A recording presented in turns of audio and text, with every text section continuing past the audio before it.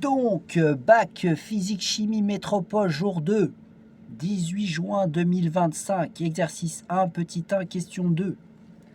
Dans la question numéro 1, on avait montré que la tension UC aux bornes d'un condensateur vérifiait cette équation différentielle qui est écrite ici, d de UC sur d de T, c'est-à-dire la dérivée de UC par rapport au temps, plus 1 sur tau, une constante qui est égale à R fois C, avec R, la résistance du conducteur ohmique, et C, la capacité du condensateur, multiplié par UC, était égal à la tension du générateur divisé par tau. C'est ce qui était montré dans la question 1, dans un circuit en série avec un condensateur et une résistance. Voilà.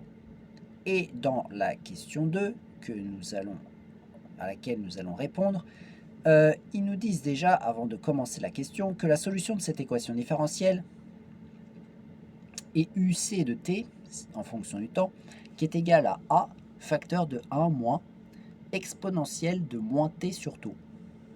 Voilà. Avec A qui est une constante. Et justement, dans la question 2, il nous demande de trouver l'expression de cette constante. Voilà. Alors là, ce que l'on va faire pour trouver l'expression de cette constante, c'est qu'on va prendre l'expression de UC, et sachant que UC est solution de cette équation différentielle, eh bien on va remplacer dans cette équation différentielle, et ça va nous permettre de trouver A. Donc, pour faire cela, on a besoin, pour remplacer, d'avoir d de U sur d de T, ce qui veut dire dérivée de UC par rapport au temps. Donc on va dériver, on va calculer ça séparément, parce que si on le met directement dans l'expression, ça va être un peu gros à faire. Donc on va calculer séparément d de UC sur d de T en utilisant l'expression. Donc du coup ça va donner d sur d de T, et je remplace UC par son expression. Donc ça, d sur d de T en physique, ça veut dire la dérivée par rapport au temps de, entre parenthèses, parce que là ça a quelque chose de gros, de A facteur de 1 moins E de moins T sur tau. J'ai remplacé UC par son expression qui était là. Maintenant, qu'est-ce que je vais faire? Alors là, on voit qu'on a une constante fois une fonction. Bon, comme en mathématiques, quand on a une constante fois une fonction, quand on fait la dérivée, la constante, on peut la laisser devant et on dérive la fonction. Donc je sors la constante devant, ça fait d sur d de t, facteur de 1 moins e de moins t sur tau. Voilà. Je vais continuer ce processus de dérivation. Ici, j'ai une somme, donc je vais dériver cette somme. Alors déjà, le premier terme, c'est un 1, donc c'est une constante, donc sa dérivée, ça va être 0. Donc ça va être a fois, entre parenthèses, 0. Ensuite, j'ai un moins, donc je mets un moins. Et je vais dériver l'autre partie qui est une exponentielle. Alors je rappelle qu'en mathématiques, quand on a e de u, comme ça, c'est-à-dire exponentielle d'une fonction, si on veut faire sa dérivée, c'est-à-dire prime, on prend la fonction qui est en haut, on la dérive, c'est-à-dire que ça va donner u' fois, et ensuite on remet exponentielle de u. Voilà. Nous, on est un peu dans cette situation ici, parce qu'on a exponentielle d'une fonction. Donc on va prendre la fonction qui est en haut, la descendre devant et la dériver. Mais attention, on fait la dérivée en fonction de t, hein, c'est-à-dire ce t qui est là. Hein. Et tau est une constante. Donc qu'est-ce qui va se passer si on dérive cela?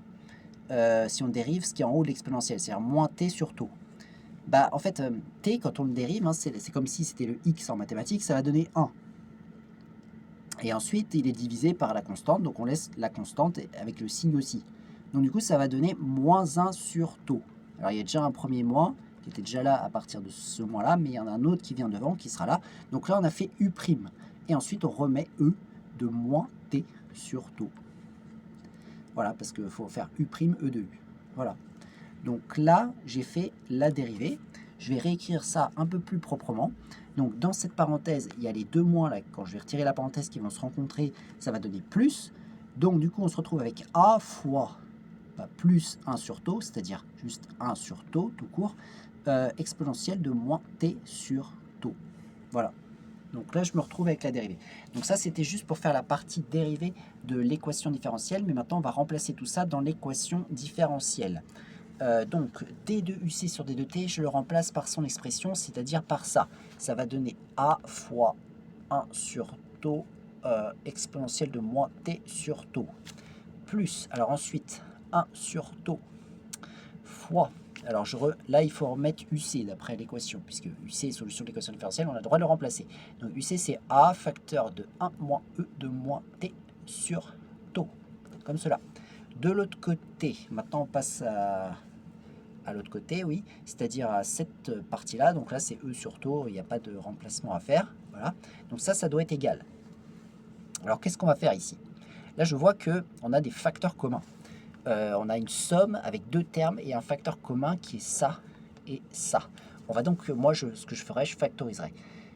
Et ça on peut l'écrire un peu mieux, on peut l'écrire A sur taux, hein. Ça va donner A sur taux, que je mets en facteur commun. Je vais ouvrir une grande parenthèse, et dans cette parenthèse, je mets comme d'habitude quand on factorise, ce qui reste, c'est-à-dire ce qui va rester pour le premier terme et ce qui va rester pour le deuxième terme. Donc, pour le premier terme, il va nous rester E de moins T sur taux. Pour le deuxième terme, alors je mets toujours bien sûr le plus qu'il y avait entre les deux termes, et je mets ce qui reste pour le deuxième terme, c'est-à-dire A moins E de moins T sur taux. Je ferme la parenthèse, et tout ça c'est toujours égal à E sur taux de l'autre côté du égal. Qu'est-ce qui se passe dans cette parenthèse? Là on voit qu'il y a deux choses qui s'annulent, parce qu'on a E de moins T sur taux, et là on a moins E de moins T sur taux. Donc tout ça, ça va s'annuler.